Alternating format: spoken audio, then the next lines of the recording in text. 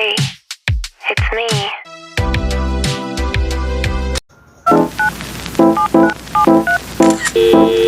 Hi, this is In the Mind, and I'm your host, Angel Fechi.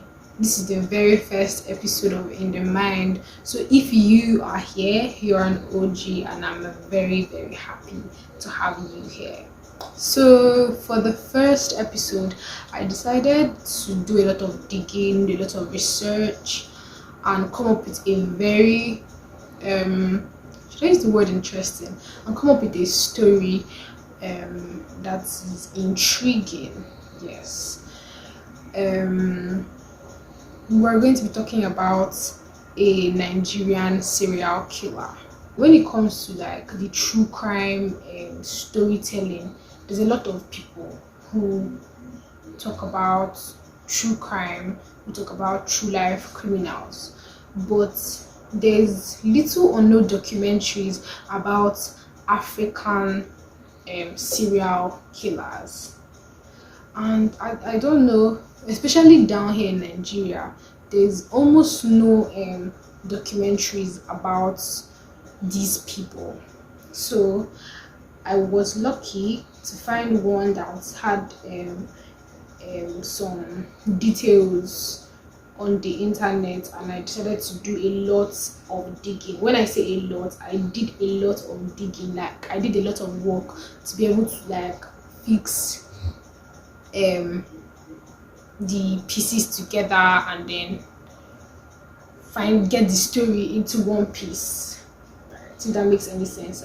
So before we get into the story, this is for informative and educational purposes, and there is no intended disrespect to any of the persons in this story. And if there is any mispronunciation of names or places, then I'm sorry, because it's not that's also not an intended thing. It's just how I know it. I'm not a linguist, so don't expect me to know how to pronounce everything. And if you know this story, if it's personal to you and you feel like I said something that is false, or I omitted something, that is also not on me. I did my research and I worked based off of the sources I found online, and it is not my story. No part of this story is fabricated by me. Okay, so let's get into it. So today we're going to be talking about a convicted Nigerian serial killer. It's kind of scary, when they bring it down to you, like bring it down here, like Nigeria, like they bring it down. So this guy we're going to talk about, he was convicted in the year 2019 or 2020. It was not exactly said when he was convicted, but most of his crimes started from July 2019 up until September 2019. So we're going to be looking into the mind of Gracious David West. That name is like, I don't know who gave him that name. Like, if you see this guy we're talking about, he does not look like his name, Gracious David West. Like, his first name is Gracious, and it's scary because I have a friend whose name is Gracious and his name is serial killer, but his name is Gracious David West. That's David West is his surname. I don't know how that name came about, but it's all good. So this guy was born in Buguma, which I believe is a town in Port-Harcourt. He was born into a polygamous home, and Gracious was said to have lost his mom. Now I don't know what age exactly. It was never said what age Gracious lost his mom, but he did lose his mom. And then you know how it is growing up with other moms or another mom. It gets tough. Now Gracious is the only child of his mom. He's the only son in the entire family. So in a Nigerian family, being the only son is It's a lot of responsibilities and all of that, and not having any sibling of his own. He did have step siblings, but he did not have siblings that were from his mother. So it must have been rough for him. He must have had a tough childhood. We agree to that. So Gracious, he grew up into, I don't know if should I say he grew up into the church, but there's a lot of church in his story. But he grew up like a normal teenager, right? But then he joined the, I don't know how to pronounce it, if it's Dembe cults or if it's, I don't know how they pronounce it. I don't know, but I don't know. But we don't need to know the name of the cult, right? But he did join the cult. Some sources say it's Greenlanders group. It's a group that was known for armed robbery, kidnapping, and juju. So they're into some real spiritual shit. But apart from that, Gracious was also with the militants. He was a militant, you know, the Niger Delta militants, the whole those people. Yeah, so he was with them. He was a militant. And then after a while, Gracious left the militants and came to church. He tried to escape from the militants group and came to church. The stories I read from like different websites, they kind of aligned. I'm not going to lie, they did align surprisingly, but there are still some and that I did not just get, because some will tell you he was a member of the chosen church, some said OPM, but I think from my own theories that he was a member of the chosen church, but when he left the militants, he ran to OPM, Omega Power Ministries. So he ran to them and they took him to their rehab center. So he was getting help. Now, later on, we start to hear that he was very, very active in the church. He was washing pastors' cars. He was, you know, he was being an active church boy, but he never actually left that cult that he was a part of. Right? He never left that group. He left the militants, but that other Dembe group, he never left it. He was being a church boy, but he was in that cult. He couldn't just leave. So they did get him a job. The OPM group, they did get church. They got him a job in Federal University of Technology, Owerri, Futo. So he got a job there, and he could not continue pretending at that point. He stole something from one of the admins and he had to run away. So the church got news and he couldn't run back to the church. So this is like I don't know. Some people were saying that he was a fake the entire time, but it's also possible that he just couldn't help himself. Maybe he felt like he wasn't getting enough, I don't know why he got that kind of help from the church. Went into rehab, they got him a job, and he still decided to steal from them. You know, the flesh is weak. Flesh is weak. So I don't know if either the flesh is weak or Baba was a bad guy the entire time. So he always found the church to be his safe place. And I didn't even say this guy was born in the year 1980, so he's around 42 years now. So at the time he was in his late 30s. So this is not a very small boy we're talking about. So when Gracious left the church, he started to have some urges, according to him, because he did go to a pastor. I think the pastor in the chosen church, because he fled the OPM church. So he did go to a pastor and told him that he had the urge to kill women. I don't know if he already started killing women by then, if it was just him having the urge and going to seek help first. I don't know what the exact case was, but he did go to see a pastor. And now, and now, like, this is the part that I was just imagining being in the pastor's shoes. Like, if someone comes to me and tells me they have the urge to murder, I don't know. I'm very confused. Like, I'm sure some people are going to blame him for keeping it to himself and taking the action that he eventually took, because what he did was host a deliverance service for this guy, prayed for him, and then, but if he had gone to report to the police, people are still going to cancel him for that and say, oh, someone came to you and then you just went and put it out, put him in trouble. And it would have even been risky for him, because if he had gone to the police when the guy had not started killing, or they were not having evidence that he was killing, the guy could just do something to him. I don't know, but like, honestly, I don't want like, I cannot imagine being the man's shoes. But the man did host a deliverance service for the guy. I mean, that was all he could do. That was the best idea that came to him. And if he had known that the guy would be the kind of danger that he turned out to be, maybe he would have acted differently. But he did the deliverance, and it didn't work.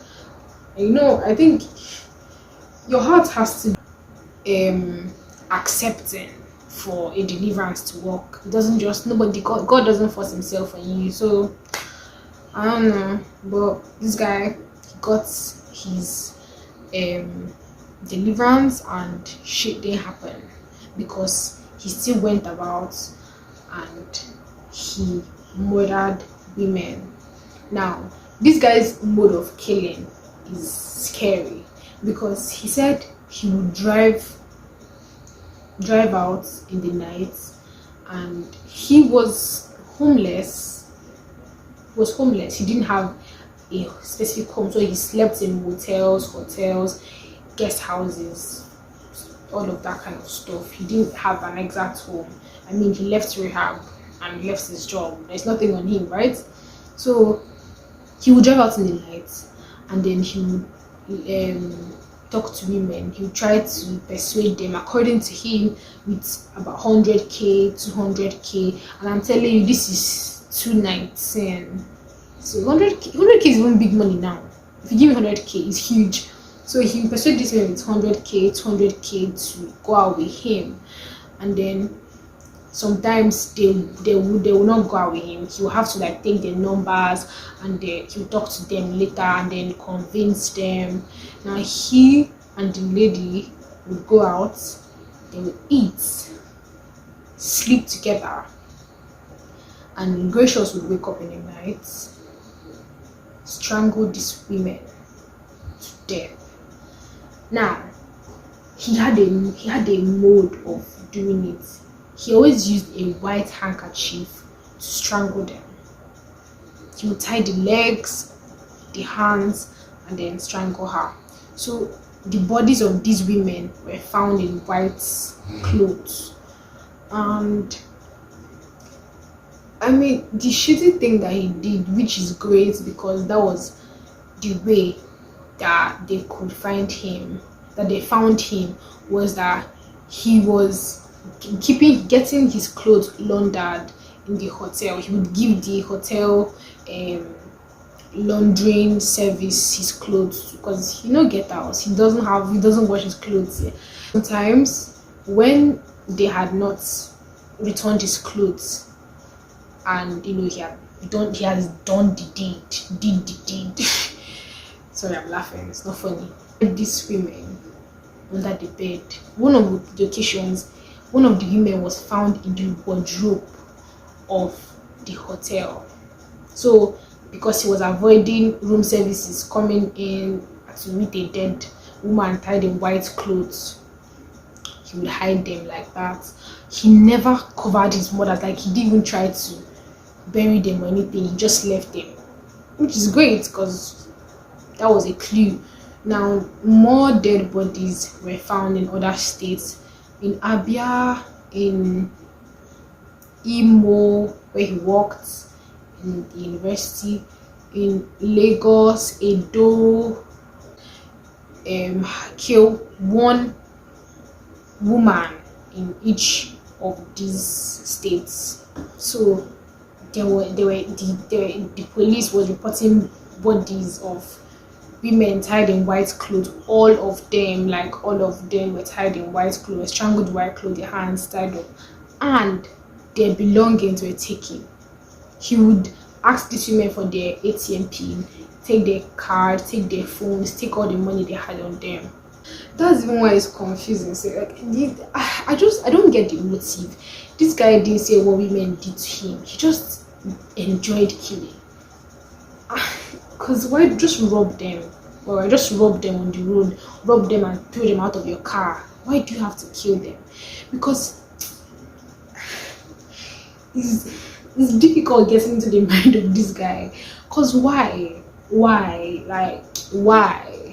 Who hurt you that you do this? So who hurt you that you do this? So keep on asking him like if he had any other accomplices, and he straight up said no. But it's my theory, I personally feel like the cult he was involved with was a part of it. Do you need to maybe get something from the cult? Because the time of the women with white clothes definitely had something to do with this spirit world, because there was none of the women found tied without white clothes. It was always the white clothes, white handkerchief, white pillowcase. It was intentional. He knew what he was doing. And why I have to cancel him is that if he was forced to do these murders, if he was forced to kill these women by the group, by a higher power, why are you robbing them? Why are you taking their stuff? Or was it just, I've already messed it up, I've already killed them, I don't know what was in his mind, honestly. But I personally do feel sorry for this man. Like, I feel sorry for him. I'm sorry for the women that got killed. Like, we hate that. It could be anybody. But I feel like he had the chance of being a good person. If he had the chance to be good, he had the ability to be good. I don't know why the devil decided to mess his life up, because it's just sad. He was seeking help. He went to the pastor. He went to rehab. I don't know why. Okay, let's just get to the part where he got caught. Now, when he killed his 15th victim, that was when the police and everything, they put everything together. Now they went to the CCTV camera of the hotel where the lady was found, and they saw him come out, and it was easy to recognize our guy because the shirt he was wearing, the clothes he was wearing, the hotel had laundered it, so they could tell, yeah, this is him. He probably has spent like some nights in the hotel, since he does not have a house, so they know him. All right. So they were able to trace him. Now there was a media person, I cannot pronounce her name, Mrs.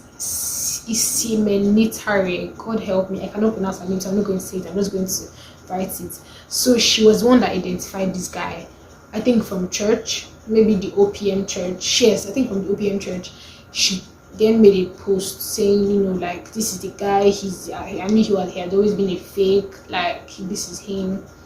And so it was easy to track this guy down. And the funny thing, when they caught him, he did not deny a thing. He agreed. He confessed to all 15 murders. But this story keeps getting crazy. The hotels that he had to go to the hotels and say, yeah, this is the hotel, I was in this hotel, Some of these hotels dumped these women's body, their bodies on the road. Like, who does that? Like, you're trying to protect the image of your hotel by being shitty. Because why would you're just as good as the murderer, honestly, covering up murder. I feel like if some of those hotels had called the police, it would have been a thing of more concern. But dumping the bodies, it did not make sense to me, honestly. It not make sense, but I can imagine the fear. You're cleaning the hotel and then you find a body under the bed. God. And then what comes to your mind? You run to the manager and the person is like, they're going to say the hotel is cursed, so let's throw this body away. Honestly, just it sounds creepy. I feel like they should have just alerted the police, not throwing the bodies out. But the police they made a law that no hotels should be without CCTV cameras on the outside, the hallways, not inside. That they have to be CCTV cameras, and there were some some security measures taken. But when this guy was found, he did confess to all the murders. You can see you even see him in some of the videos crying. I'm going to put the picture. He just looked remorseful. Honestly, I strongly feel like there was something making him do it. I don't know why the deliverance didn't work, because it was not just him. Honestly, he was something just wanted to mess him up. There was this higher power somewhere trying to mess this guy's life up. It was not all him, but he did succumb to that power, so he got what he deserved. Protests were held, to honor these women and to tell the police that we need our women to feel safe in their own states. Gracious is in jail and will be there for the rest of his life. Some sources say that he gets bullied in jail and he's isolated by other inmates. But I mean, he got what he deserved. I pray that the women rest in peace and that he finds peace in Christ and in death. Thank you for staying with me. Bye.